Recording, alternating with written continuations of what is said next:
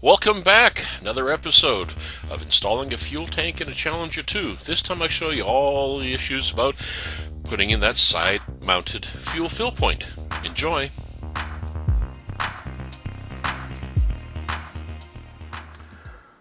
Okay, welcome back. It's another day.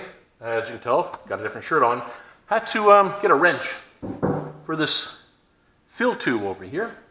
I didn't want to use a pipe wrench or channel locks because I didn't want the teeth gouging into it and then have to slip a rubber hose over it and tighten it and run the risk of those gouges in the pipe causing a bit of a leak when you fill it. So I got myself what's called a strap wrench. You'll see. And I've got to tighten this and continue on installing this fill point. Follow along.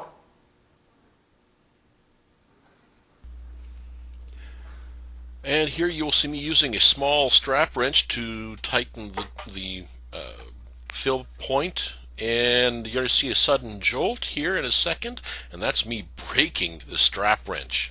And boom, there you go. Then I have to get the bigger one. Try the bigger one.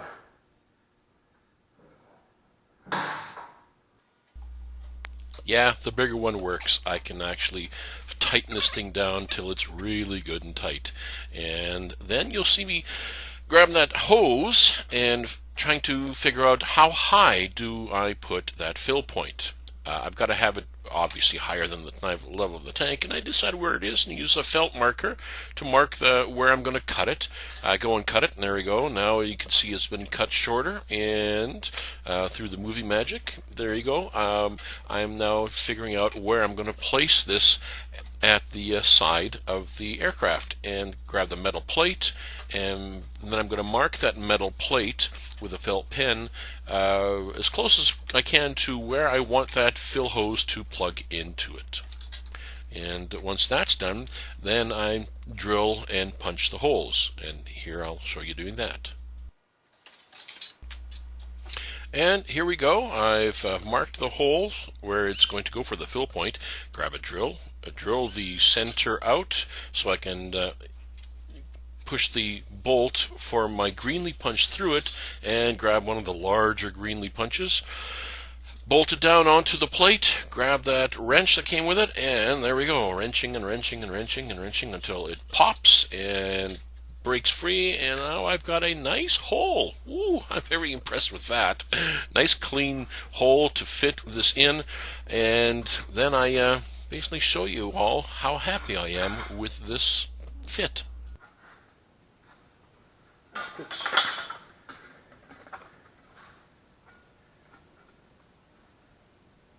Fits perfectly. Yep, it does fit perfectly. And here I am again trying to decide how I'm going to fasten the plate to the tubes in order to keep it in place, and I've made my decision how I'm going to do it. I grab some angle aluminum and do some measurements and do some cutting and riveting, and I'll show you that in a few seconds here and let you see what I've done. A few moments later. Okay, so this is the plate that's going to sit here for the fill port. I've got a piece of 1-inch aluminum angle on this side.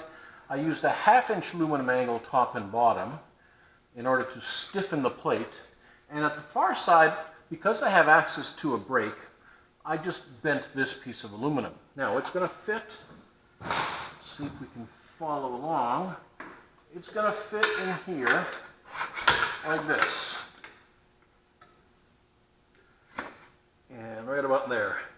So I need to rivet the aluminum 1-inch angle to this tube, and then I need to fasten this half to the tube as well by either drilling and riveting or drilling and putting some nuts and bolts in it, either way. Haven't quite decided yet. I'll decide in about 5 minutes which route I'm going to go with it, but that's it. And then of course I have to cut this out and drill the holes and mount the fill adapter onto this plate, and then fit the tube, and that completes it. So let's carry on, and hopefully you can hear me with the audio. I apologize, it's still a little bit low, but there we go. That's what that looks like. Not very difficult at all. That's the outside. Obviously that's the inside. Now, when I ordered the fuel tank, it came with the 1-inch aluminum angle as stiffening, but I found that they were a little too large to go across because the tube back there, it was hitting the tube. So I had some 1/2-inch aluminum angle, and I used that instead. It's cheap, you can buy it in any hardware stores, maybe $10 worth of materials. Otherwise, I would have used the other aluminum and just ground it down but since I had this and just riveted them in place with, blind rivets. And there we go. We shall carry on.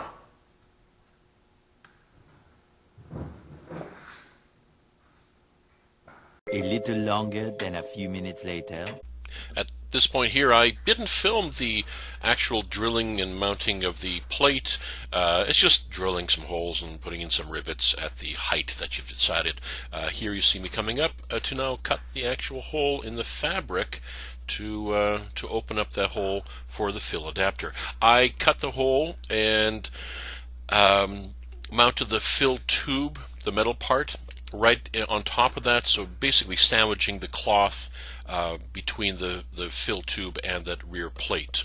So I kind of figured that'd be better rather than trying to cut it larger and then letting it flap in the wind. I didn't want to glue the cloth to the plate either, so by sandwiching it, I accomplished the securing of the cloth to the plate, and there we go. So now I'm just going to be putting some nuts and bolts on here.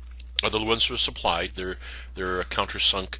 They're countersunk bolts or screws actually, and then there's the nylon locking nuts that go on the back. And once it's all tightened up, it's that part is done, secure. It actually looked quite nice.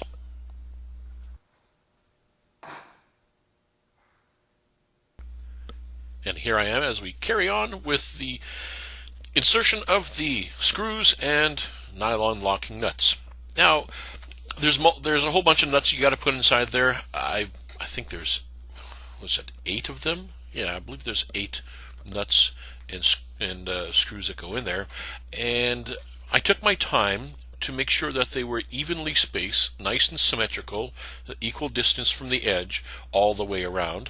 I drilled the holes in that fill tube on the workbench, and then I placed it inside the plate before I mounted the plate to the airplane, and I transferred those holes to that plate. So when I mounted the plate inside the aircraft, the holes are already drilled. All I needed to do then was to poke little holes, all those 8 little holes out there, so I knew where the screw holes lined up with, cut out the centerpiece, insert the fill tube, and as you can see, putting in the screws and nylon locking nuts. It's really a very simple process, nothing difficult. This really was the easiest portion of installing the fuel tank, was this part of it. It wasn't rocket science at all. Well, it was aircraft science, I guess, but not really. So I'll let you enjoy the last few bits of me turning screws and tightening things up before I go into the next part.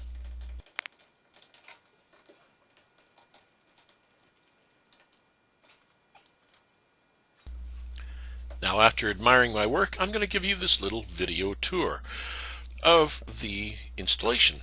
There we go. There's the fill hole. Now notice a little bulge in the bottom left. Yeah, okay, when I mounted the back plate, I pushed it forward literally about a 1/2 millimeter too far. I decided I'm just going to leave it. It's not going to cause any problems. The cloth is actually quite loose against it, but it does show. I'll fix that when I recover the airplane in a couple of years' time. Right now, I'm just going to leave it. I'm looking for perfection, but not absolute perfection. And by the way, remember, cover your entry holes with tape so you don't get schmutz getting into your tank.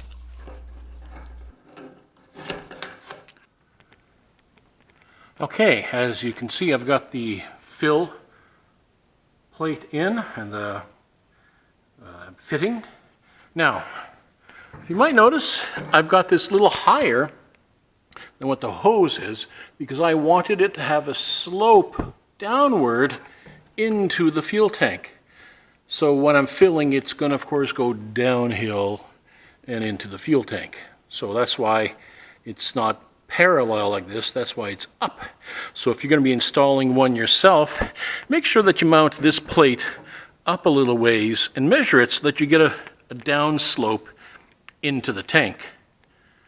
So there we go. It's almost installed. I'll be back in a second when I get the rest of it done.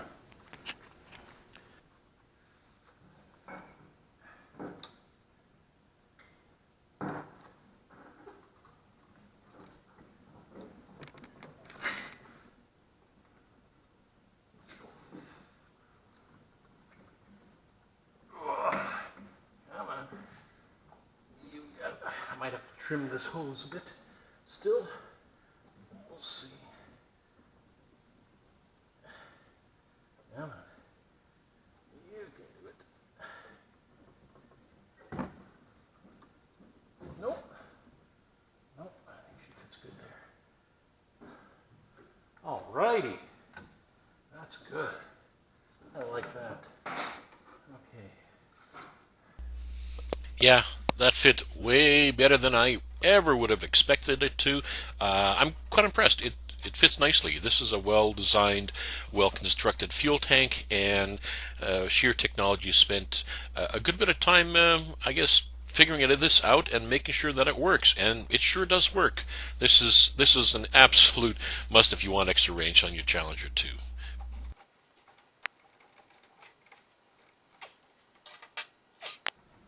Okay, as you can see, it has a nice slope downwards into the tank. Now it was provided with 2 pipe clamps. I'm going to get 2 more and double them up. But other than that, it's done. It's installed. This fuel tank is in. I need to install the fuel sending unit. And I believe that's just about it. I've got this bar to install here yet. Go back in. Okay. So far so good. Looking good. Here. Okay. That's the bottom. Let's look up to the fill hose. And there's the detail on that. Okay, so I use the aluminum angle here, but for the back side, I just bent it on a brake. Now I could have used the aluminum 1-inch angle and then put little straps to meet up with the tube. But I figured since the plate was big enough, I'm just going to bend it on a brake. I reinforce the top and the bottom as well with a 1/2-inch aluminum angle so that this plate won't flex. It's very solid. It does not move at all. And so there we go. Now, oh boy, that was a lot of work. Now what I need to do is I need to install the fuel sending unit. This tank is about, I think it's 16 inches long, or maybe 18. I can't remember now, whatever measured it. Anyways, I got the capacitance fuel probe for that length. It might be a centimeter too long or something. I'll find out in a minute, and if it is, I'll trim it down. Then I need to hook up the sump point underneath the tank. I've got everything for that. I need to hook up the fuel line and get all that plumbing done, and of course the vent has to go in. So it's not completely installed, but physically it's done. That's what she looks like. That's what she looks like. Now let's take a look at it from the back side. Again, I removed the engine so that I could work on the back side a little easier, but you don't have to. It can be done without removing the engine. That's what it looks like on the back side. And Yep, battery dies. There we go. I seem to be experiencing that a lot. Anyways, thanks a lot for watching. Please hit that like button. That really helps. Hit that like button. If anything, just hit that like button. Have I mentioned that I really would like you to hit that like button? Thanks for watching, and we'll see you again next week. Bye-bye.